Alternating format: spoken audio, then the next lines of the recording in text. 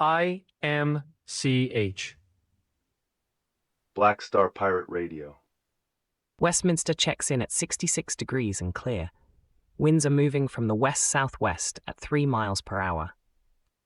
The air crackles with a rising tide of civic unease as the vast, expanding network of license plate cameras across the US brings pervasive, algorithmic surveillance into stark relief, challenging the very architecture of personal freedom and unobserved movement. This data, often held for months or even years by private entities like Flock Safety, creates incredibly detailed travel logs for over 80 million vehicles monthly across hundreds of U.S. cities. These automatic license plate readers, or ALPRs, capture not just plate numbers but vehicle make, model, color, and even unique identifiers like bumper stickers. This exposes individuals' routines, affiliations, and visits to sensitive locations, from protest rallies to medical clinics, often without a warrant, effectively establishing a nationwide surveillance grid. The collection often occurs without public knowledge or transparent oversight. We're weaving a new digital mythology where every street corner holds a silent sentinel, a digital griot recording our journeys not for stories, but for data points to be crunched by algorithms.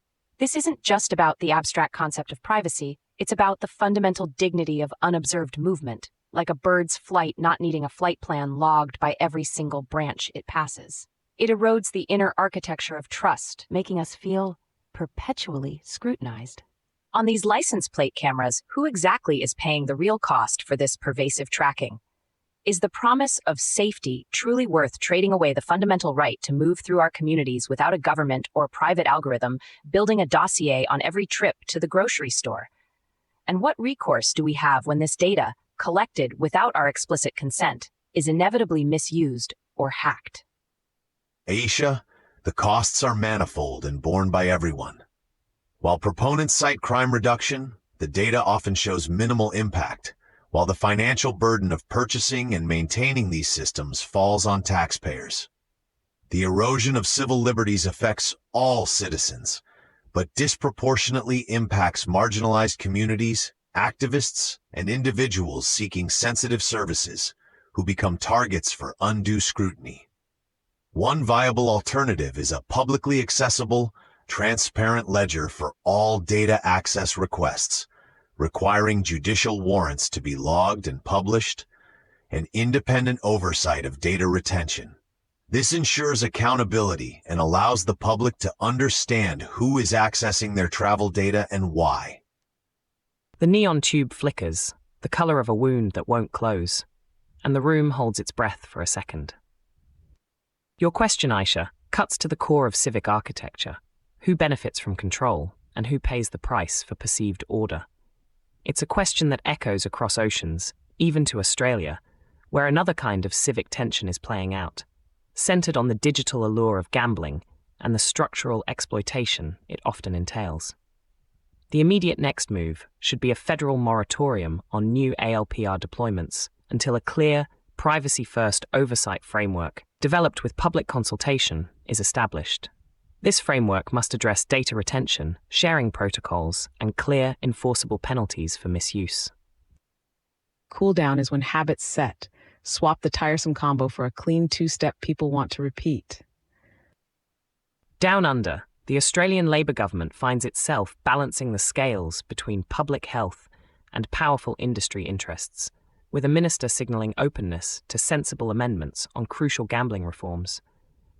This signals a potential weakening of protections for vulnerable populations. This willingness to amend exposes already vulnerable populations to continued exploitation. Australians already lose over $25 billion annually to gambling, the highest per capita in the world. Recent explosive Senate hearings revealed how wagering inducements, such as free bets, bonus offers, and VIP loyalty programs, aggressively target susceptible individuals, exacerbating addiction and financial ruin. Initial proposals included a strict ban on credit card use for online gambling and a national self-exclusion register. Any amendments that soften these critical measures will only prolong the harm. The sensible amendments phrase feels like a trickster's bargain, softening the blow for industry while leaving the digital lures intact for those most susceptible. It's like building a dam against a flood, but leaving 1,000 small leaks for flexibility, allowing the river of addiction to still flow. The cultural narrative here needs to shift from personal responsibility to systemic protection, recognizing that these aren't just individual failings, but the result of predatory architectural design within the digital gambling sphere. It challenges the very provenance of healthy civic structures. On those Australian gambling reforms, if the government is open to sensible amendments, it begs the question, sensible for whom? Are these amendments truly about fine-tuning policy for the public good, or are they simply concessions to an industry that profits immensely from addiction, eroding the very dignity of those struggling to escape its grip? It feels like prioritizing corporate profit over human well-being. Aisha, your discernment is sharp. A viable alternative to softening the reforms is to implement a pre-commitment system as the default for all online gambling accounts.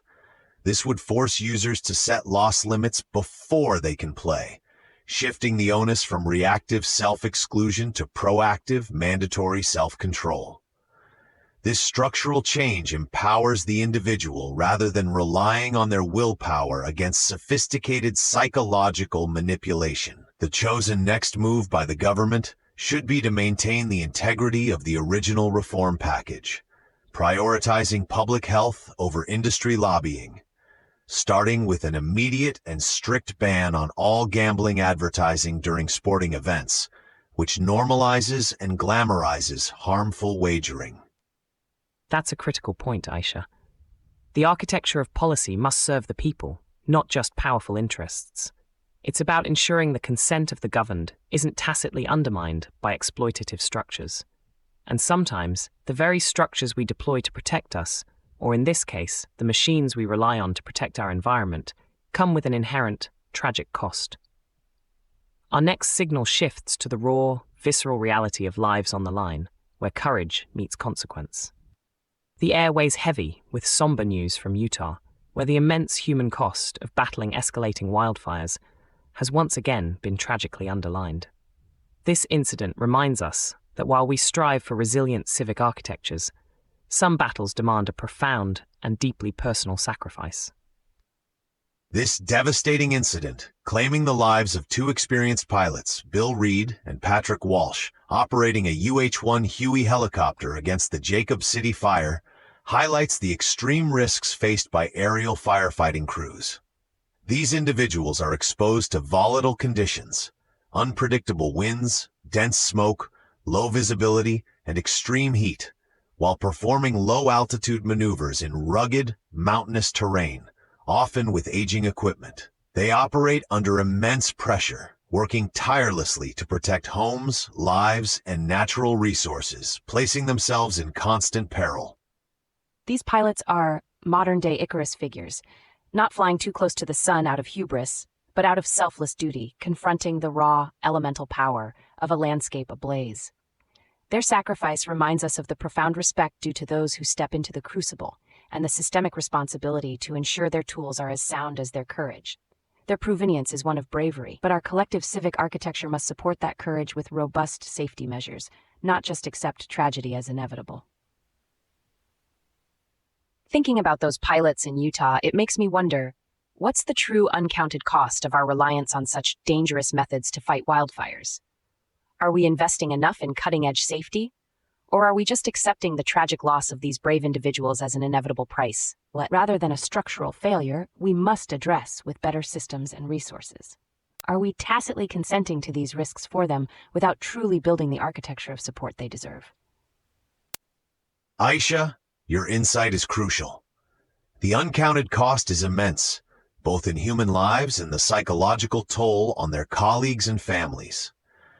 A viable alternative could involve investing significantly in advanced drone-based reconnaissance and initial attack capabilities. Drones equipped with infrared sensors and water-retardant drops could reduce direct human exposure in the most dangerous, unpredictable zones, providing safer, real-time intelligence and even initial containment, allowing human crews to engage fires under less perilous conditions. The immediate next move must be a comprehensive review of equipment age, maintenance protocols, and safety upgrades for all active firefighting aircraft, alongside enhanced training for emergency egress and survival in mountainous and smoky terrain. This is about structural support, not just individual heroism. Your question, Aisha, brings us full circle to the core of our broadcast. Building architectures that truly value human life, human dignity, and the consent to risk. It's about discerning the signal from the noise, the structural from the superficial, and ensuring that our systems honor the brave while striving for safer solutions. We must integrate both the logic of technological advancement and the emotion of human compassion into our foundational designs. Glitch noted. Patching, in a caller, the contrarian. You're on the signal. Thanks for taking the call. Are we keeping people at the center of all this change? Copy that, bringing it back to the main thread. The weave depends on us remembering the human thread. And it means setting guardrails, so progress serves people first. Continue the signal at TogeeVision.com. Tune in, Sparks and Stories, Gig Passport. Black Star Pirate Radio. End transmission.